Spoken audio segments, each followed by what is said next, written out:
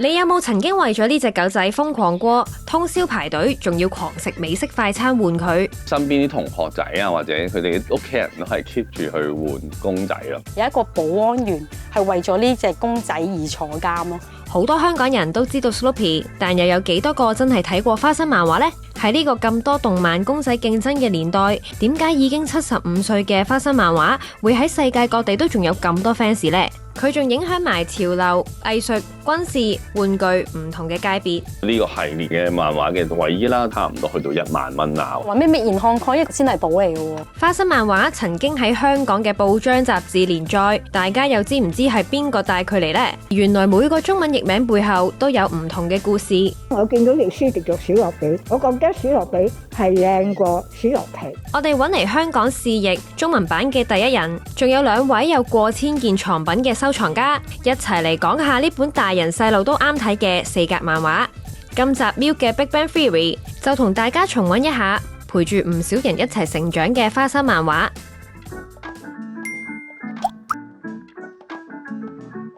如果要數到香港最經典嘅排隊畫面，咁就梗係連外國電視新聞都有報道嘅，全城瘋狂去快餐店換公仔啦。1998年嗰時咧，我記得開始嘅時候，嗰啲國家咧都好容易買到嘅，但係去到日本嗰個國家嘅時候咧，跟住就已經買唔到啦。我見到身邊啲同學仔啊，或者佢哋屋企人都係 keep 住去換公仔咯。share 大家究竟儲咗邊啲公仔啦？有人通宵排隊，俾錢之後連嘢食都唔要，淨係攞隻公仔走。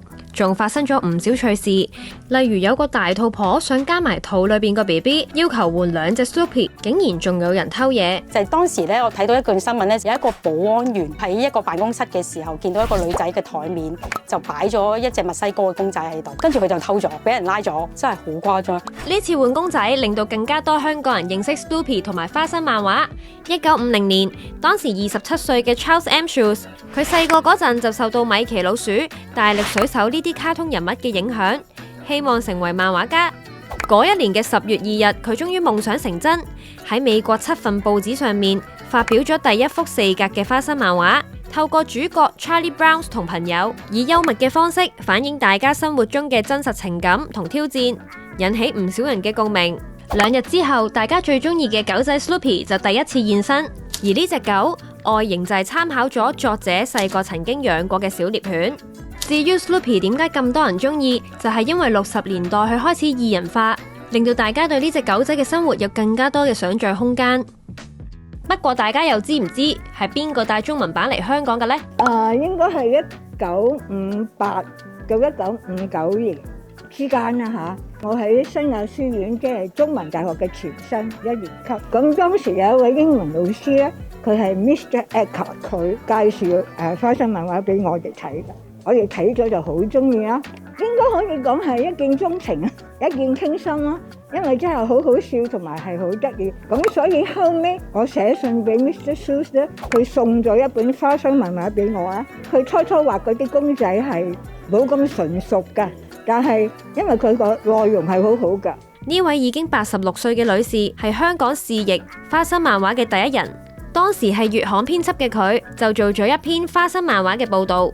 如果冇佢，相信好多人都未必留意到呢一套4格漫畫啦。1973年呢個文林月刊12月啦，就有呢個花生漫畫呢個小專輯啦。咁佢哋就會覺得，即係如果揾一個人嚟翻譯，咪就揾呢個編輯咯。喺70、80年代，綠籬邦合眾社同星島晚報試譯咗10年嘅花生漫畫，喺佢筆下試譯嘅幾位主要角色，都曾經出現過唔同嘅中文譯名，原來背後係有特別嘅意思㗎。我自己最初係譯做史樂皮㗎，因為佢係碌皮啊嘛，咁咪皮咯。咁後尾我見到譯書譯做史樂比，咁我就好中意，咁我就跟咗譯書。所以史樂比係譯書譯㗎，即係嗰個小鋼琴家 Schroeder。根據呢個舒伯特同埋舒曼，佢個來源就係2位音樂家咯。呢部漫畫除咗帶俾好多人歡樂之外，佢入邊嘅人生道理仲影響咗好多人。我細個睇個漫畫嘅時候，就會覺得漫畫裏邊係故事好有趣啊，會令到你睇完好開心嘅。咁但係當我成長啦，到而家啦，咁我再睇翻呢個漫畫嘅時候，就會可能多啲會留意翻古仔裏邊嘅一啲意義啦，啲唔同嘅可能思考啊，或者人生哲理呢。花生漫畫裏邊咁多個古仔，我自己比較中意主角 Charlie Brown 同 Snoopy 嗰個大家嘅互相嘅關係啦。譬如好似 Charlie Brown 會比較多啲挫折感啊，成日都會想去完成一個比賽，但係成日都會失敗，但係佢都會有個想去繼續堅持嗰個心態咯，即係好鼓勵到你自己會有個想去繼續做好每一樣嘢。收藏咗2-3千件花生藏品嘅 Koma， 佢最中意就係太空造型嘅 Snoopy 啦。自己中意嗰個造型比較特別少少嘅一啲玩具啦，或者收藏品啦，所以當我見到Snoopy 着住呢套太空人服飾嘅時候，就覺得好有特色，同埋佢嗰個設計上都好有當年嗰個好傳統、好特別嘅一個形象啦。所以當時第一次見到嘅時候，就覺得哇，好有意思。咁而且都花咗好大段時間先可以揾到一隻好完整、咩都冇爛啊、冇去損毀嘅公仔啦。咁我當年去入手呢個太空人嘅公仔嘅時候啦，就大概都花費咗3000港幣左右。到而家我見翻上網睇翻，可能個價錢已經都要差唔多6-7千，我自己暫時都擁有4-5隻啦，都希望可以將來揾到越嚟越多嘅。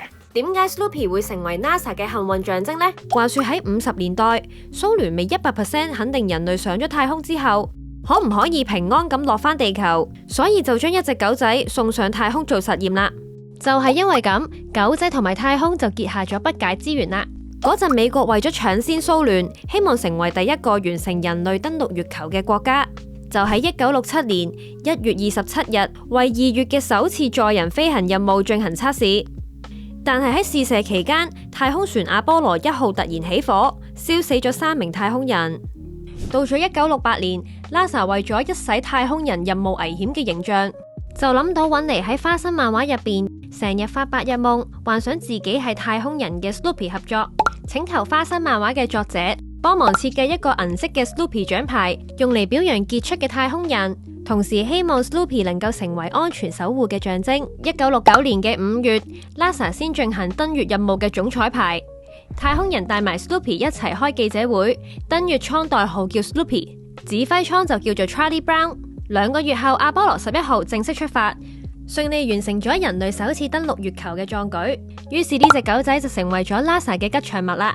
除咗公仔 ，Koma 仲有件太空造型嘅 Snoopy 藏品，好想要。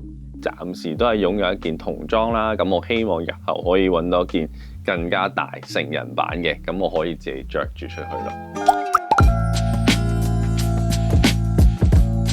呢啲花生漫畫嘅衛衣，唔少時裝界名人好似 Nigo、Kim Jones 都有收藏，就係因為佢哋令到衛衣多咗人留意，而啲價位就越升越高。呢個系列嘅漫畫嘅衛衣啦，都係60年代開始生產嘅。咁由我當初可能入手嘅時間講緊2-3千，但係可能而家差唔多去到1萬蚊啊，或者even更加貴添嘅。呢啲比較早期啦，好耐歷史啦。咁而家你唔會再見到一模一樣嘅。唔好以為淨係得衛衣好難揾，呢件非官方出嘅褸，其實都係可遇不可求，仲同成日發白日夢想做機師嘅 Snoopy 好 match 添。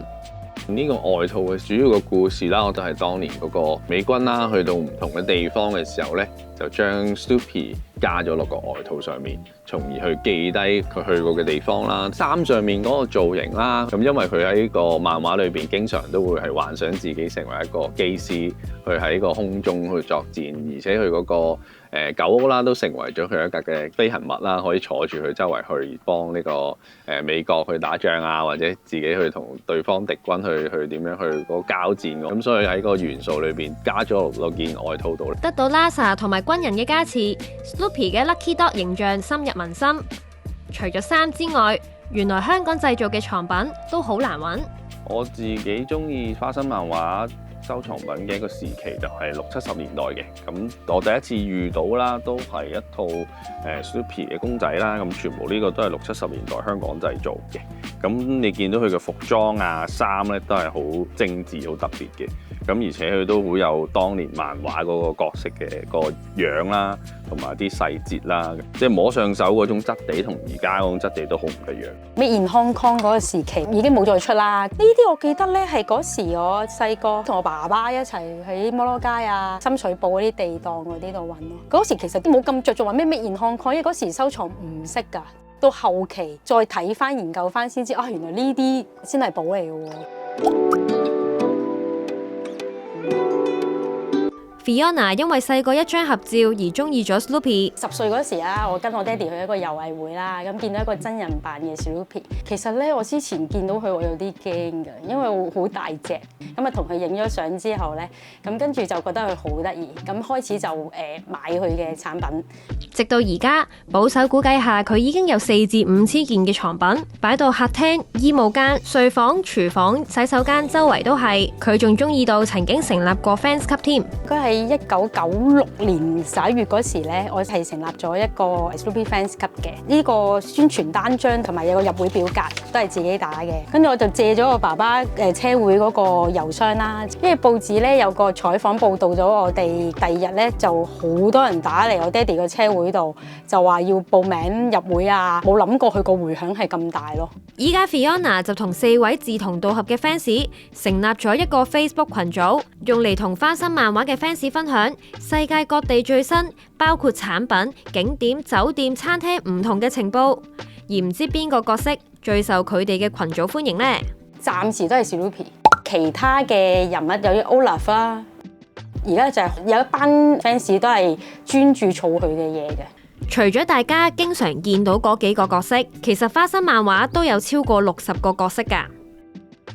喺停止連載之前，每日都會有超過3億位讀者喺75個國家、2600份報紙、25種不同語言睇花生漫畫。就係因為咁，佢喺全世界越嚟越多人認識，越嚟越紅，衫、褲、玩具、精品乜都有人買。2000年2月12日，作者病逝，花生漫畫嘅連載就停留咗喺17897幅，漫畫發行量超過3億本。最初花生漫畫其實叫 Lefox， 但漫畫發行公司 UFS 覺得個名就同當時2本流行嘅漫畫太似，所以就用咗當時好受歡迎嘅兒童節目 Howdy Doody 入邊叫小朋友觀眾做 Peanuts 呢個名去做書名啦。雖然作者一直都好唔中意呢個名，但花生漫畫就為佢帶嚟每年10億美金嘅生意。喺呢個咁多動漫公仔競爭嘅年代，而家香港嘅鋪頭都入少咗好多花生漫畫嘅產品，但喺美國人、日本人嘅心目中，花生漫畫依然佔據咗好重要嘅地位。喺當地就有博物館、餐廳、酒店、主題樂園，而香港其實亦都有史諾比開心世界主題公園。今年嘅75週年紀念，世界各地都有唔少嘅聯名產品推出。喺巴黎仲有花生漫畫嘅時裝展覽添。佢嘅漫畫內容喺咁多年嚟影響咗唔少人嘅人生觀。當我睇完花生漫畫嘅時候，都會比較中意同狗仔互動咯，就好似漫畫裏面主角咁樣，點樣同個狗仔生活啦，大家點樣去做一個夥伴啦，去成長啦。咁呢個我都覺得對我自己去養寵物嘅時候有啲唔同嘅睇法咯。人生無常 ，Fiona 感慨：如果有朝一日要離開世界，已經預先諗好點樣處置啲收藏品。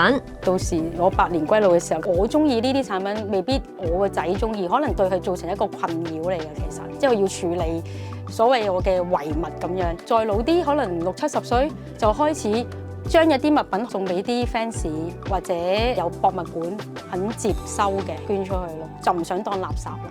花生漫畫傳遞咗好多人生啟發，每個人都有唔同嘅解讀。花生漫畫係哲學嘅詩同埋詩意嘅哲學。花生漫畫咧，對於我自己嚟講，都係一個成長嘅伙伴。我睇花生漫畫咧，我學到想好似 Snoopy 咁自信啦，同埋唔受外界影響嘅態度。對你嚟講，睇花生漫畫又領悟咗啲咩呢？